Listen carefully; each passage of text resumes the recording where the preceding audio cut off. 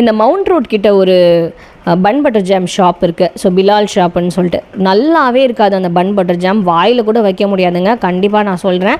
So இது பார்த்தீங்கன்னா Ashok pillar இருக்கிற KFC வெளியே காஃபி மாமான்னு ஒரு ஷாப் இருக்கும். இங்கே ஒரு பன் பட்டர் ஜாம் சூப்பராக இருக்கும். வெறும் 40 ரூபீஸ் தான் அங்கேயே சாப்பிட்றதுக்கு, பார்சல் 50 ரூபீஸ். அந்த ஜாம் வச்சு பட்டர் வச்சு தருவாங்க. இதில் ஹனி பன் பட்டர் ஜாமும் இங்கே இருக்குது, அதுவும் ரொம்ப நல்லாயிருக்கும். இங்கே நாங்கள் வந்து வெறும் பன் பட்டர் ஜாம் தான் வாங்கினோம். ஸோ ஜாமும் அந்த பட்டரும் தடவிட்டு ஸோ கட் பண்ணி மேலே கொஞ்சம் ஜாமும் பட்டரும் கொஞ்சம் லைட்டாக ஹீட் பண்ணிவிட்டு வச்சு கொடுப்பாங்க.